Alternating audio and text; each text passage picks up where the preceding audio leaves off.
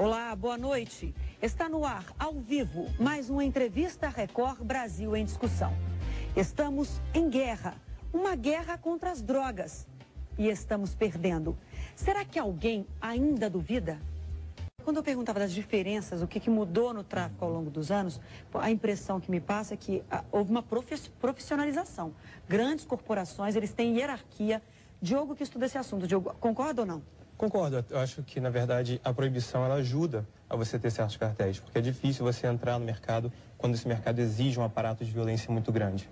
Você pensa que, por exemplo, na favela, como o João Estrela estava falando, no topo da pirâmide social está o criminoso. Por que o criminoso? Porque a proibição faz com que o crime seja mais recompensado, porque é o crime que vai conseguir dominar certos mercados, que são os mercados negros. Por que isso ocorre? Bom, primeiro, porque quando você proíbe qualquer tipo de bem, você pode proibir o cigarro, pode proibir o chocolate, você vai criar um mercado negro, porque vai existir demanda, vai existir oferta daquele produto. O que ocorre aí é que você não vai poder utilizar as vias judiciais, por exemplo, para resolver qualquer tipo de disputa. Se eu vindo para cá num táxi, deixo de pagar o taxista pode me ameaçar, eu vou te processar. Se alguém deixa de pagar um traficante, alguma coisa desse tipo, o traficante não pode ameaçar o processo, ele vai ameaçar a morte.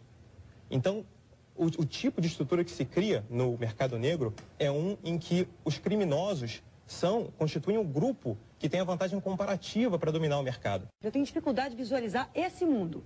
Um país com legalização das drogas. Seria como? Esse é o mundo que sempre existiu. Fábrica de refino de cocaína, pagando imposto, traficante com carteira assinada. Como é que seria essa legalização na prática? Bom, primeiro que esse é o mundo da legalização, um mundo que existia antes de 1909, quando começou-se a ter um esforço internacional para a proibição de certas substâncias. Mas é claro que você pode pegar os registros históricos e você vai ver que as pessoas consumiam substâncias e vão continuar consumindo. Mas como você fala, então como que vai ser, como seria esse mundo? Seria um mundo que talvez realmente seja esse mundo que você tenha fábricas, indústrias de maior porte até, fabricando substâncias, mas pelo menos elas vão fazer um certo dumping sobre a favela. Porque a favela, no momento, ela é uma grande fortaleza. O Estado não penetra lá. Então a favela está protegida do Estado e, por isso, lá concentra-se também o reinado dos traficantes. Na prática, você acha que isso diminui crimes? Diminui o crime, isso aí eu não tenho dúvida. Foi o que aconteceu com a proibição americana. Você vê que quando nós pensamos nos gangsters americanos, né, os grandes criminosos americanos, vê à nossa mente pessoas como Al Capone, são gangsters dos anos 20, do início dos anos 30. Por que esses grandes mafiosos existiam nos Estados Unidos? Porque o álcool era proibido. As destilarias competiam pelos consumidores, ou competiam umas com as outras, com bala, com tiroteios. Hoje as destilarias não fazem mais isso. O que aconteceu com o álcool? O álcool se tornou uma indústria. Quando você tem a proibição, você tem incentivos para que você torne as drogas cada vez mais potentes, porque é mais fácil de você carregar de um local para o outro. Quando houve a descriminalização das drogas em Portugal, a heroína, por exemplo, decaiu no seu uso. As pessoas utilizaram mais maconha, mas utilizaram menos heroína, perdão. E a coisa que eu acho que é mais importante, talvez esteja no cerne desse assunto, é que mesmo que você admita que vai existir à margem algum tipo de aumento no uso, ainda assim, como você pode admitir, como você pode justificar que proteger pessoas das consequências de suas próprias ações é algo bom quando você está vitimando várias outras pessoas?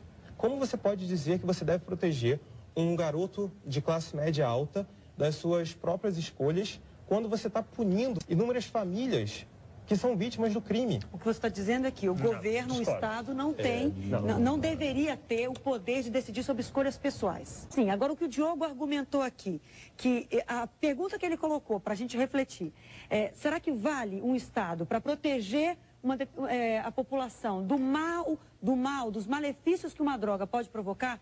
Ela, com isso, coloca em risco várias outras pessoas. Por exemplo, a criança pobre que está no alto do morro e que para ter o tênis, para ter a roupa, para ter algum acesso a algo que lhe representa poder, algum valor material, ela opta pelo caminho do tráfico. Um Estado pode fazer isso? É a reflexão que o Diogo coloca para a gente. Qual que é a sua opinião?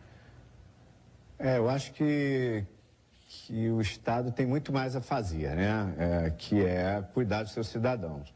Essas pessoas que você está falando do morro e tal, são uma sociedade à parte, bastante excluída, né? E que também tem um percentual muito grande de pessoas que são honestos, que querem trabalhar, que querem estudar. Você vê mães se desdobrando para poder levar o filho a uma escola, conseguir uma escola, né? Eu acho que o dever do Estado... você tem criminosos armados no meio da rua. No outro dia, em Botafogo, na esquina da minha casa, eu com meu filho no colo, estavam trocando tiros com helicópteros e tal. Tem que haver o combate? Tá, tudo bem. Tem criminosos armados, a polícia está ali para defender, para combater. Mas você, em vez de formar médicos, arquitetos, né, músicos, você está formando as novas gerações de criminosos para serem combatidos e a gente ficar eternamente convivendo com os tiroteios no meio da rua. Drogas constituem um problema real, mas não é um problema... É um problema que deve ser tratado, como você disse, com igrejas, com famílias, com clínicas. Não é um problema que vai ser resolvido com cadeias, com cacetetes e com tribunais. É um problema muito mais complexo do que isso. Quando você tem todo esse aparato, o que você tem é a violência e você tem essas externalidades para pessoas que nada tem a ver com o tráfico de drogas. Esse eu acho o ponto vital da questão. O ponto vital de como que a droga constrói a violência e como que você perde o foco de um problema que é um problema de saúde. Como é que você trata o alcoolismo? Você coloca o alcoólatra na cadeia? Não funciona, lógico. Não vai funcionar. Correto. Você coloca o cara que vende o uísque para ele na cadeia, também não vai funcionar. O que você trata de uma forma com a sociedade civil. E nem todos os problemas da sociedade são resolvidos na cadeia. Agora tem consenso, um pouco mais aqui. Começou a andar. Diogo, a pergunta vem de Cristiano Oliveira, de Dom Pedrito, Rio Grande do Sul. Ele fala, você acha que com a legalização o índice de usuários de maconha tende a cair ou a aumentar?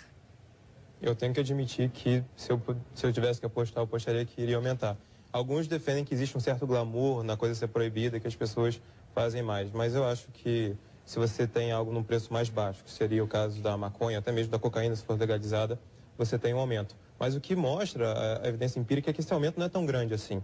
É um aumento marginal também nas pessoas que são, digamos, usuários recreativos.